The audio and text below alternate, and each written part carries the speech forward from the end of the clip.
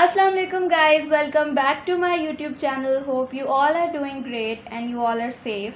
Guys, I want to say something that I started my YouTube channel and there is educational content in my channel. So whatever is your problem related to studies, do let me know and I'll help you out of that for sure. Keep supporting me and my channel and show your love. Do like my videos and subscribe my channel, plus also share. So coming towards the point, I'll start my today's lecture. So guys, today I'm gonna discuss about importance of water that I took from FSC book 1 biology chapter number 2 biological molecules. तो अगर हम importance of water की बात करें तो इसमें main point और सबसे फर्स्ट पॉइंट ये है कि जो वाटर है वो लाइफ का मीडियम है. So water is actually the medium of life. It is the most abundant compound in all organisms. जो लाइफ है अर्थ पे, डिफरेंट ऑर्गेनिजम्स हैं, उनमें सबसे ज़्यादा अबंडेंट क्वांटिटी में जो कंपाउंड प्रेजेंट होता है दैट इज़ एक्चुअली वाटर. तो ऑर्गेनिज्म में डिफरेंट टाइप्स ऑफ कंपाउंड्स होते हैं और जो वाटर है H2O है वो सबसे ज़्यादा अबंडेंट क्वांटिटी में प्रेजेंट होता है. उसके बाद नेक्स्ट पॉइंट आता है इसकी वेरिएशन का. तो it varies from 65 to 89% in different organisms. इसका मतलब ये है कि डिफरेंट टाइप्स के ऑर्गेनिजम्स होते हैं और उन डिफरेंट टाइप्स के ऑर्गेनिज्म में जो वाटर है वो वेरिएट कर रहा होता है फ्रॉम 65% to 89%. उसके बाद ह्यूमन टिश्यूज़ की अगर हम बात करें तो human tissues contain about 20% water in bone cells and 85% in brain cells. यानी कि जो ह्यूमन टिश्यूज़ हैं उनमें डिफरेंट टाइप्स के सेल्स होते हैं. टिश्यूज़ एक्चुअली क्या होते हैं? Tissues are actually group of similar cells, a group of similar cells that actually work together. तो जो ह्यूमन टिश्यूज़ हैं उसमें बोन सेल्स और ब्रेन सेल्स की अगर हम बात करें तो 20% जो है वाटर वो बोन सेल्स में प्रेजेंट होता है और 85% जो वाटर है वो ब्रेन सेल्स में प्रेजेंट होता है.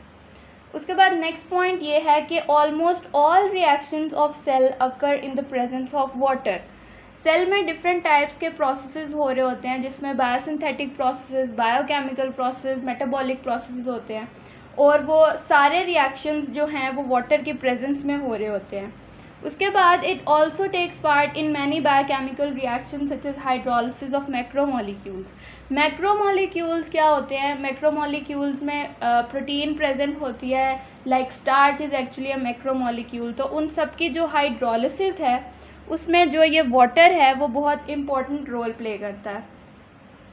उसके बाद है कि it also used as a raw material in photosynthesis. Photosynthesis is actually a very important process. यानी डिफरेंट जो प्लांट्स हैं, डिफरेंट नहीं मतलब जो सारे प्लांट्स हैं वो फोटोसिंथेसिस का प्रोसेस जो है उसको कर रहे होते हैं ताकि वो बना सके फूड स्टफ को, ग्लूकोज को. तो फोटोसिंथेसिस के प्रोसेस से एक्चुअली बनता क्या है? फूड स्टफ बनता है और ग्लूकोज बनती है.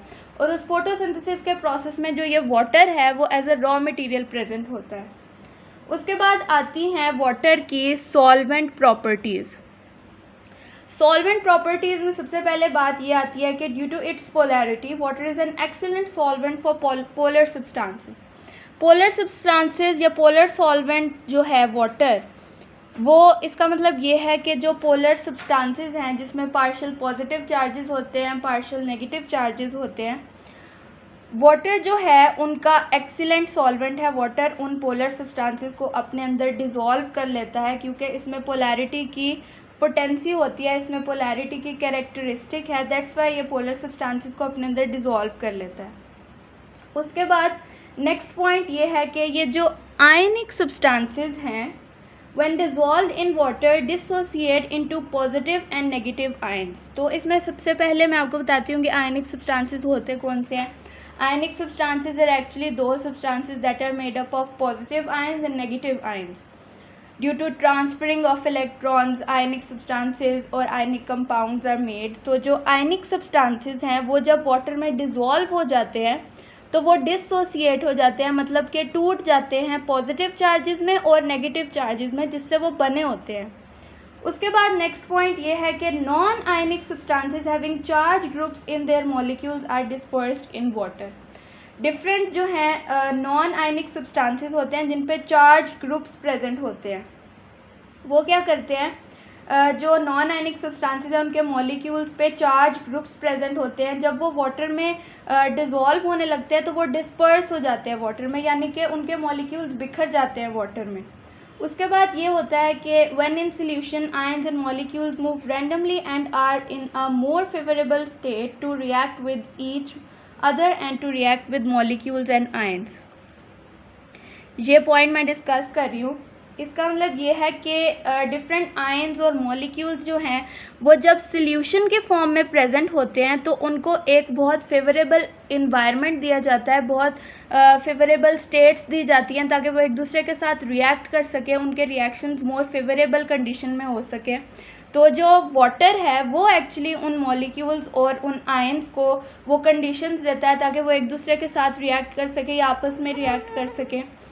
तो वो इस तरह होता है कि जो मॉलिक्यूल्स और आयंस हैं वो रैंडमली मूव कर रहे होते हैं सॉल्यूशन में, और फिर उनकी रैंडम मूवमेंट की वजह से जो है उनके रिएक्शंस फेवरेबल हो जाते हैं।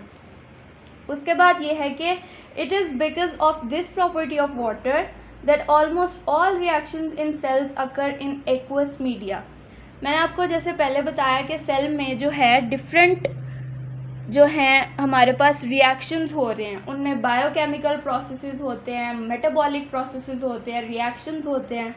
तो ये वाटर की इस प्रॉपर्टी की वजह से कि वो एक सॉल्वेंट नेचर है वाटर की, water is actually universal solvent है, और इसकी इस प्रॉपर्टी की वजह से जो सेल है उसके अंदर जितने भी रिएक्शंस हो रहे हैं वो सब एक्वस मीडिया में हो रहे हैं। एक्वस मीडिया का मतलब यह है कि वाटर की प्रेजेंस में हो रहे हैं। तो water is this much important for us कि जो हमारे सेल है, जो बेसिक कंपोनेंट है लाइफ का, उसमें डिफरेंट जो रिएक्शंस हो रहे हैं वो सब वाटर की प्रेजेंस में होते हैं। उसके बाद पॉइंट ये आता है कि in cells all chemical reactions are catalysed by enzymes which work in aqueous media. अच्छा, अब एंजाइम्स क्या होते हैं? एंजाइम्स आर एक्चुअली कैटलिस्ट्स क्या होते हैं? जो किसी भी रिएक्शन को स्पीड अप करते हैं। तो एंजाइम्स जो हैं वो बायोलॉजिकल कैटलिस्ट हैं एक्चुअली। हमारी बॉडी में, हमारे सेल्स में जितने भी रिएक्शंस हो रहे हैं, एंजाइम उनको कैटलाइज करते हैं, उनको स्पीड अप करते हैं।